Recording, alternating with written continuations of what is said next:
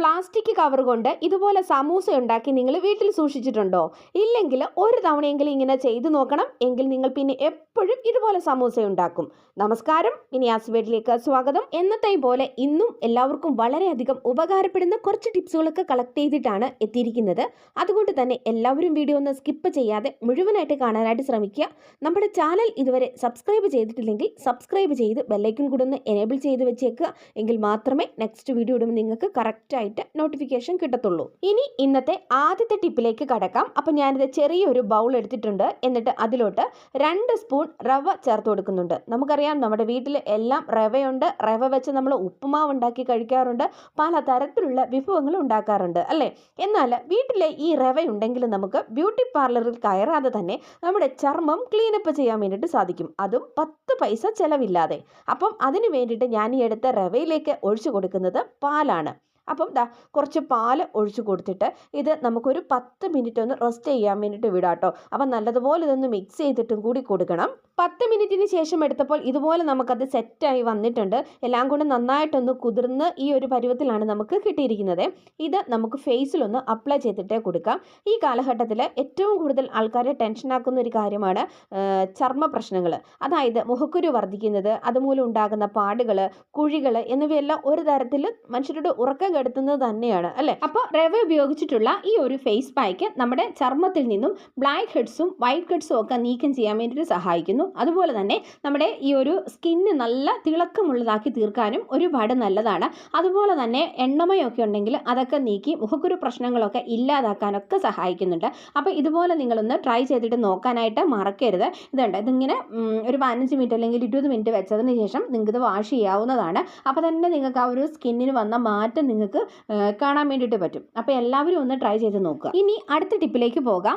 നിങ്ങളുടെ അടുക്കള ഇനി സുഗന്ധത്താൽ നിറയും. ഈ വെള്ളം ഇത് ചേർത്ത് തിളപ്പിക്കുമ്പോൾ നമ്മുടെ വീട്ടകങ്ങളിൽ പലപ്പോഴും ഉണ്ടാകുന്ന ദുർഗന്ധം മാറാനായിട്ട് സാധാരണയായിട്ട് നമ്മൾ എയർ ഫ്രഷ്നറുകളൊക്കെയാണല്ലോ ഉപയോഗിക്കുന്നത്.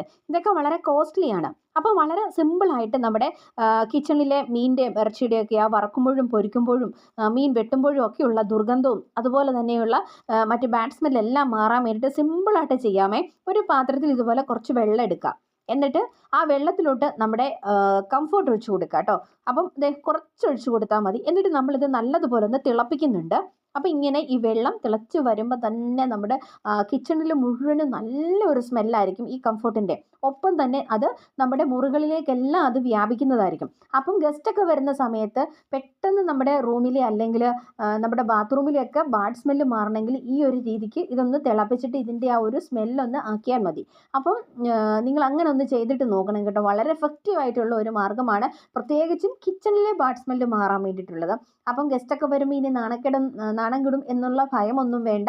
ഈ ഒരു രീതിക്ക് നിങ്ങളൊന്ന് ട്രൈ ചെയ്തിട്ട് നോക്കാനായിട്ട് മറക്കരുത് കേട്ടോ.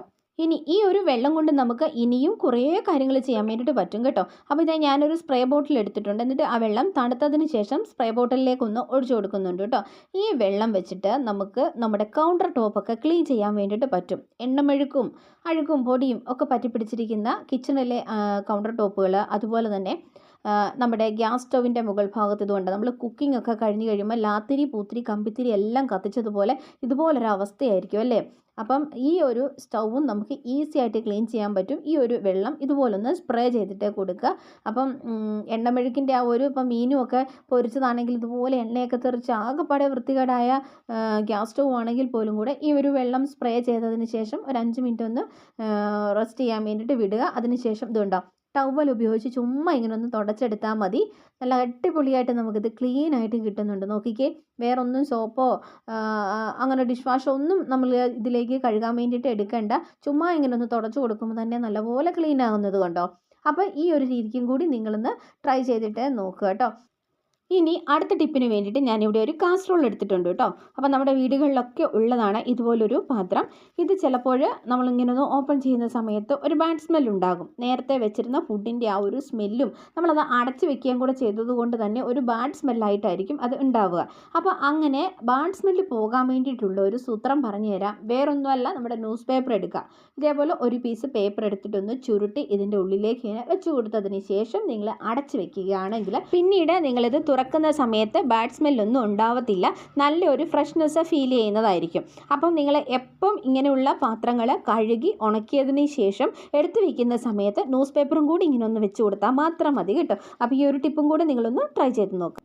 ഇനി അടുത്തൊരു ടിപ്പിന് വേണ്ടിയിട്ട് ഞാനിവിടെ വീട്ടിലുള്ള പ്ലാസ്റ്റിക് ക്യാരി ബാഗുകളാണ് ഇവിടെ എടുത്തിരിക്കുന്നത്. സാധാരണ നമ്മൾ ഇതുപോലുള്ള പ്ലാസ്റ്റിക് കൂടുകൾ എന്താ ചെയ്യുക, ചുരുട്ടിക്കൂട്ടി ഒന്നെങ്കിൽ തൊടിയിലോട്ട് എറിയും, അതല്ലെങ്കിൽ ഡസ്റ്റ്ബിന്നിൽ എവിടെയെങ്കിലും നമ്മളിത് ചുരുട്ടിക്കൂട്ടി വെക്കും. അപ്പോൾ നമ്മളിങ്ങനെ ചുരുട്ടിക്കൂട്ടുമ്പോൾ നോക്കിയേ, നമ്മളിത് കയ്യിൽ ഒതുക്കി ചുരുട്ടി കൂട്ടിയാലും നമ്മൾ കൈ വിടുമ്പം അത് വീണ്ടും പഴയ ആ ഒരവസ്ഥയിലേക്ക് വരുന്നതായിട്ട് കാണാം. അപ്പം നമുക്കിതൊന്ന് ഒതുക്കി സൂക്ഷിച്ച് വെക്കാൻ വേണ്ടി നല്ല പാടാണ്. നമ്മൾ സാധാരണ ഇങ്ങനെയുള്ള പ്ലാസ്റ്റിക് കവറുകളൊക്കെ എടുത്തിട്ട് ഹരിതകർമ്മ സേനയ്ക്ക് കൊടുക്കാറാണ് പതിവ് അല്ലേ. അവരാണെങ്കിൽ ഒരു ബാസ്ക്കറ്റൊക്കെ നമുക്ക് തന്നിട്ടുണ്ട്. അപ്പം നമ്മൾ ആ ബാസ്ക്കറ്റിൽ കുറച്ചുകൂടി ഒന്ന് ഒതുക്കി വെക്കുകയാണെങ്കിൽ കുറച്ച് അധികം പ്ലാസ്റ്റിക് ഇതുപോലുള്ള ക്യാരി ബാഗുകളൊക്കെ നമുക്ക് സൂക്ഷിച്ച് വെക്കാൻ വേണ്ടിയിട്ട് പറ്റും. അപ്പോൾ ചുമ്മാ ഇങ്ങനെ ചുരുട്ടിക്കൂട്ടിയിട്ട് കഴിഞ്ഞാൽ അത്ര ശരിയാവത്തില്ലല്ലോ. അപ്പം നമുക്കിതൊന്ന് ഒരു സമൂസയുടെ മോഡലിൽ നമുക്കൊന്ന് എന്താ പറയുക, ഒന്ന് ഒതുക്കി വെക്കാം കേട്ടോ. അപ്പോൾ അതിന് വേണ്ടിയിട്ട് ഞാനിവിടെ ചെയ്യുന്നത് ഇതുപോലെ പ്ലാസ്റ്റിക് കൂടെടുക്കുക, എന്നിട്ട് അത് ഇതുപോലെ ഒന്ന് മടക്കുക കേട്ടോ. നമ്മൾ ആ വാങ്ങിക്കുമ്പോൾ ഏതൊരവസ്ഥയിലായിരുന്നു അതേമാതിരി ആ ഒരു മടക്കൊക്കെ കറക്റ്റായിട്ട് വെച്ചിട്ട് ഇതുപോലെ നന്നായിട്ടൊന്ന് മടക്കി ഇതുപോലെ ഞാൻ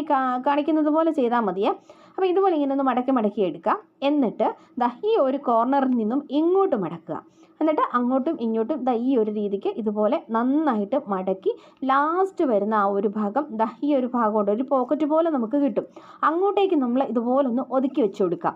അപ്പോൾ കണ്ട നല്ലൊരു സമൂസ പോലെ ആയില്ലേ. അപ്പോൾ ഇങ്ങനെ ഈ ഒരു ഷേപ്പിൽ നമ്മൾ എത്ര കവർ വേണമെങ്കിലും നമുക്ക് ഉണ്ടാക്കി ഒതുക്കി വയ്ക്കാൻ വേണ്ടിയിട്ട് പറ്റും കേട്ടോ. എന്നിട്ട് നമുക്ക് കർമ്മസേന വരുമ്പോൾ നമുക്കിത് ഇതേപോലെ അങ്ങ് എടുത്ത് കൊടുത്താൽ മതി. അപ്പം നിങ്ങൾ വിചാരിക്കും ഇതിന് ഒരുപാട് സമയമില്ലേ, ആർക്കാണിപ്പം ഇത്രയും സമയം എടുത്തിട്ട് ഇങ്ങനെ ഇരുന്ന് ചെയ്യാൻ പറ്റുന്നതെന്നൊക്കെ വിചാരിക്കും. ഇതിന് അത്ര സമയമൊന്നും ആവശ്യമില്ല. നമ്മൾ വെറുതെ വർത്താനം പറഞ്ഞ സമയത്തൊക്കെ ഇതുപോലെ ഒന്ന് ചെയ്തു വെച്ചാൽ മതി. അല്ലെ കുഞ്ഞുങ്ങളുടെ കയ്യിലോട്ട് കൊടുത്താൽ അവരെ ഒന്ന് പഠിപ്പിക്കുവാണെങ്കിൽ അവരും ഇത് സിമ്പിളായിട്ട് ചെയ്തു തരും. അപ്പോൾ ഈ രീതിക്ക് നിങ്ങളുടെ പ്ലാസ്റ്റിക് ക്യാരി ബാഗുകളെല്ലാം ഇങ്ങനെ ഒന്ന് ഒതുക്കി കെട്ടി വെക്കുക കേട്ടോ. അപ്പോൾ ഇത് കണ്ട ഞാൻ ഇത് ചുരുട്ടിക്കൂട്ടി ഇടുകയാണെങ്കിൽ എന്തുമാത്രം കാണും. ഇതിപ്പോൾ നമ്മൾ ഒതുക്കി ഇതുപോലൊരു സമൂസ മോഡലിൽ മടക്കിയത് കൊണ്ട് ഈ ഒരു എന്താ പറയുക, ഈ ഒരു ബോട്ടിലിനകത്ത് നോക്കിയേ ഇത്രയും സ്പേസ് നമുക്ക് ലാഭം കിട്ടി. മനസ്സിലായോ? അപ്പോൾ ഇതനുസരിച്ചിട്ട് നിങ്ങളൊന്ന് ട്രൈ ചെയ്ത് നോക്കുക. എന്നിട്ട് നിങ്ങളുടെ അഭിപ്രായങ്ങൾ അറിയിക്കാൻ വേണ്ടിയിട്ട് മറക്കരുതേ. ഇന്നത്തെ ലാസ്റ്റത്തെ ടിപ്പിലേക്ക് കിടക്കാം. ഞാനിവിടെ ഒരു ഇരുമ്പിൻ്റെ ചീനിച്ചട്ടി ഗ്യാസ് സ്റ്റോപ്പിലേക്ക് വെച്ചിട്ടുണ്ട്. എന്നിട്ട് അതിലേക്ക് 2 ടീസ്പൂൺ കരിഞ്ജീരകം ഇട്ട് കൊടുക്കുന്നുണ്ട് കേട്ടോ. ഒപ്പം തന്നെ 2 ചെമ്പരത്തിപ്പൂവും കുറച്ച് ചെമ്പരത്തിയുടെ തളിര് ഇലയും കൂടി ഇട്ട് കൊടുക്കുന്നുണ്ട്. അതിനുശേഷം തന്നെ കുറച്ച് ഗ്രാമ്പും കൂടെ, ഒത്തിരി ഒന്നും വേണ്ട, ഒരു 5-6 ഗ്രാമ്പു അത്രയും മതി. ഇതും കൂടി ഇട്ട് കൊടുത്തിട്ട് നമുക്ക് നല്ലതുപോലെ ഇതൊന്ന് വറുത്തിട്ടെടുക്കണം. നല്ലപോലെ ഒന്ന് കരിയുന്ന മാതിരി നല്ലപോലെ വറുത്തിട്ടെടുക്കാം കേട്ടോ.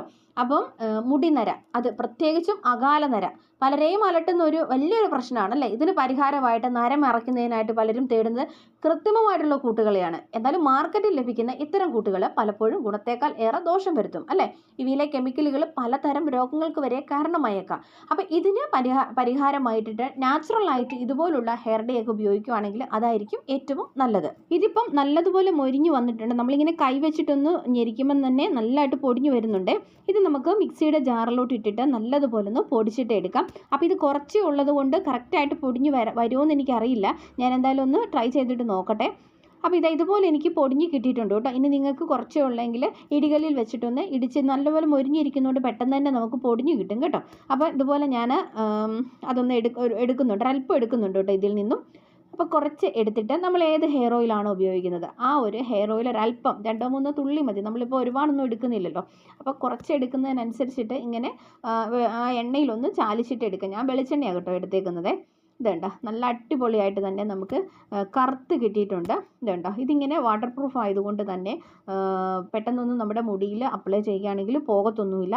നരയുള്ള ഭാഗത്ത് നമ്മളിത് പതുക്കെ ഒന്ന് ഇങ്ങനെ നാക്കി കൊടുക്കുക. ഇനി നിങ്ങൾക്ക് മുടിയിൽ മുഴുവനായിട്ടും അപ്ലൈ ചെയ്യണം, ഒരുപാട് നരയുണ്ടെങ്കിൽ നിങ്ങളിത് കുറച്ച് ഏറെ ഉണ്ടാക്കിയിട്ട് ഒരു മണിക്കൂറൊക്കെ നല്ലപോലെ എല്ലായിടത്തും ഒന്ന് മുടിയിൽ സ്പ്രെഡ് ചെയ്ത് കൊടുത്തതിന് ശേഷം നിങ്ങൾക്കിത് സാധാ വെള്ളത്തിൽ കഴുകിക്കളയാം. അപ്പോൾ അങ്ങനെ കഴുകിക്കളയുമ്പം പോകത്തൊന്നുമില്ല കേട്ടോ. കാരണം ഇത് വാട്ടർ പ്രൂഫ് ആണ്. ഷാമ്പു ഒക്കെ ഇട്ട് കളഞ്ഞെങ്കിൽ മാത്രമേ പോകത്തുള്ളൂ, അല്ലെങ്കിൽ ഇത് ഒരാഴ്ചയോളം നിലനിൽക്കുന്നതായിരിക്കും. അപ്പോൾ നിങ്ങൾക്ക് ഇങ്ങനെ ഇൻസ്റ്റൻ്റ് ആയിട്ടിട്ട് നിങ്ങൾക്ക് നാച്ചുറലായിട്ട് ഹെയർ ഇതുപോലെ നമുക്ക് ബ്ലാക്ക് കളർ ആക്കാൻ വേണ്ടിയിട്ട് പറ്റും കേട്ടോ. അപ്പോൾ ഇനി ആരും കെമിക്കലുകളുടെ പുറകെ ഒന്നും പോകരുത്. ഇതിപ്പോൾ ഒരു മാസത്തേനൊന്നും കളർ നിൽക്കുമെന്ന് ഞാൻ പറയുന്നില്ല. എന്നിരുന്നാലും നിങ്ങൾക്ക് ഒരാഴ്ചയോളമൊക്കെ ഈ ഒരു കളറ് നിലനിൽക്കുന്നതായിരിക്കും. അപ്പം നമുക്ക് വേറെ പാർശ്വഫലങ്ങളൊന്നും ഇതിനകത്തേക്ക് ഇല്ല. കരിഞ്ജീരകവും അതുപോലെ തന്നെ ഗ്രാമ്പൂ, ചെമ്പരത്തിപ്പൂ, ചെമ്പരത്തിയുടെ ഇല ഇതൊക്കെ മുടിക്ക് ഏറ്റവും നല്ലതാണ്. അപ്പോൾ ഇങ്ങനെ നിങ്ങൾക്ക് ഇൻസ്റ്റൻ്റായിട്ട് നാച്ചുറലായിട്ട് ഹെയർ ഡൈ വീട്ടിലുണ്ടാക്കി ഉപയോഗിക്കാവുന്നതാണ്. മുടി കട്ട കറുപ്പാകുകയും ചെയ്യും. അപ്പോൾ എല്ലാവരും ഈ രീതിക്കൊന്ന് ട്രൈ ചെയ്തിട്ട് നോക്കാൻ വേണ്ടിയിട്ട് മറക്കരുത്. തന്നെയല്ല മുടിക്ക് നല്ല തിളക്കം കിട്ടും, നല്ല കരുത്തോടു കൂടി മുടി വളരുകയും ചെയ്യും. അപ്പം താരനൊക്കെ ഉണ്ടെങ്കിൽ അതൊക്കെ പോവുകയും ചെയ്യും കേട്ടോ. അപ്പോൾ എല്ലാം കൊണ്ടും നമുക്കിത് ഏറ്റവും നല്ലതാണ്. അപ്പോൾ നിങ്ങൾ എല്ലാവരും ട്രൈ ചെയ്ത് നോക്കുക. മുടി നല്ല തിളക്കത്തോടു കൂടി ഇരിക്കാനൊക്കെ ഒരുപാട് നല്ലതാണ്. അപ്പോൾ ട്രൈ ചെയ്ത് നോക്കുക. എന്നിട്ട് നിങ്ങളുടെ അഭിപ്രായങ്ങളും നിർദ്ദേശങ്ങളും ഒക്കെ അറിയിക്കാനായിട്ട് മറക്കരുതേ.